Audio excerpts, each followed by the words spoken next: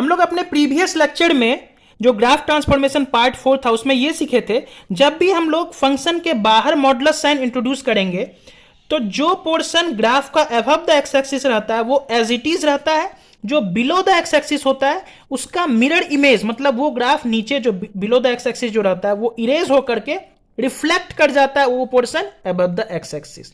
आज हम लोग बात करेंगे जब हम लोग फंक्शन के अंदर मॉडुलस साइन इंट्रोड्यूस कर रहे हैं, मतलब एक्स में मॉडुलस साइन इंट्रोड्यूस कर रहे हैं।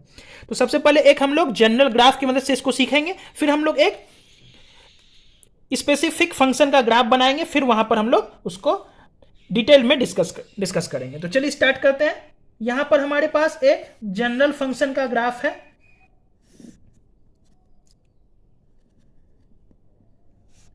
y बराबर एफ एक्स, ये एक जनरल फंक्शन का ग्राफ है।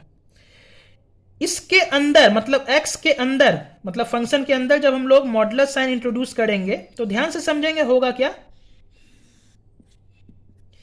जो पोर्शन मेरा on the right side of origin है, मतलब on the right side of y axis, वो एज इट इज रहेगा, उसमें कोई परिवर्तन नहीं होगा, कोई चेंजिंग नहीं होगा। लेकिन जो पोर्शन मेरा on the left side of origin होगा, on the left side of y axis होगा, वो इरेज हो जाएगा और जो राइट में जो पोर्शन था उसका मिरर इमेज बन जाएगा। ध्यान से समझेंगे। जब हम लोग फंक्शन के अंदर मॉडुलस साइन इंट्रोड्यूस करते हैं तो जो लेफ्ट का जो पोर्शन था वो इरेज हो जाएगा और जो राइट साइड का जो पोर्शन था उसका मिरर इमेज बन जाएगा ऑन द y एक्सिस। तो क्या करेंगे, सबसे पहले लिख लेते हैं यहां पर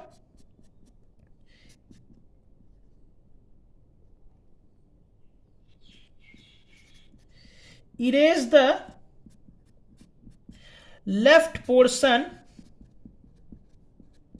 of the graph। ग्राफ का लेफ्ट जो भी पोर्शन है उसको इरेज कर देना है। Take the mirror image, take the mirror image of the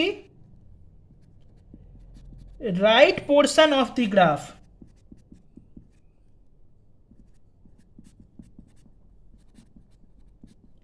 Take the mirror image of the right portion of the graph in the y axis।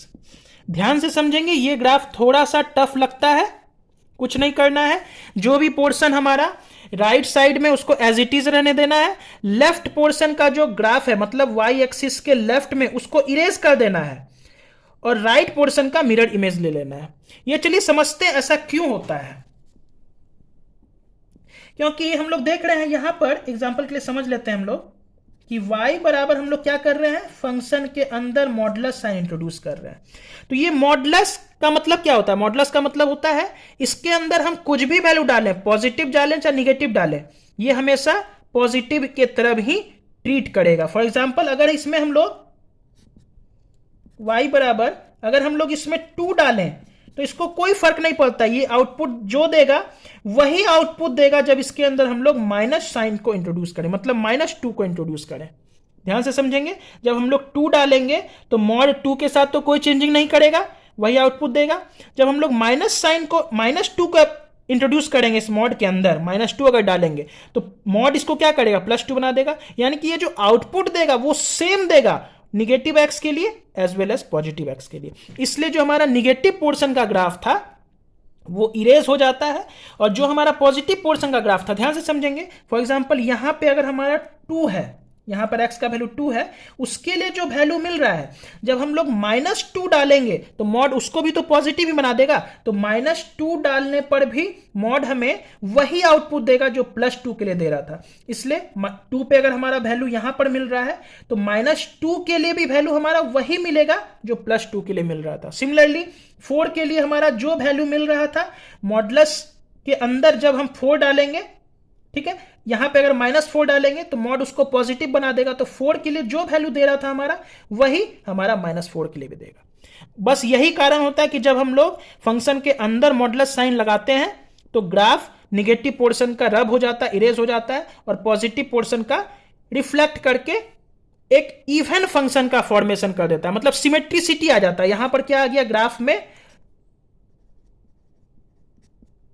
Graph हमारा symmetric हो गया, ग्राफ हमारा सिमेट्रिक हो गया अबाउट वाई एक्सिस। ये graph हमारा symmetric नहीं था, लेकिन ये हमारा सिमेट्रिक हो गया ग्राफ। तो चलिए अब हम लोग एक एग्जांपल लेते हैं साइन एक्स का और फिर डिटेल में डिस्कस करते हैं। तो हम लोग यहां पर एग्जांपल के लिए y बराबर साइन एक्स का ग्राफ बना लेते हैं और फिर हम लोग y बराबर साइन ऑफ मॉड x का ग्राफ बनाएंगे। ध्यान से समझते हैं। तो सबसे पहले हम लोग साइन x का ग्राफ बना लेते हैं।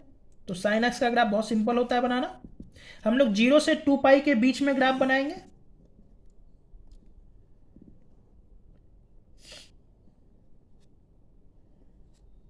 ये हमारा 0 है, पाई है, 2 पाई है, माइनस पाई, माइनस 2 पाई। ये वैल्यू मैक्सिमम 1 जाएगा, ये -1 जाएगा। ये हमारा साइन एक्स का ग्राफ है। जब हम लोग फंक्शन के अंदर मॉड लगाएंगे, मतलब एक्स में मॉड साइन लगाएंगे, तो ध्यान से समझेंगे। जो राइट का पोर्शन था उसमें कोई चेंजिंग नहीं आएगा, उसको एज इट इज बना देते हैं। लेकिन जो लेफ्ट का पोर्शन था वो इरेज हो जाएगा और जो राइट का पोर्शन था उसका मिरर इमेज बन जाएगा इधर।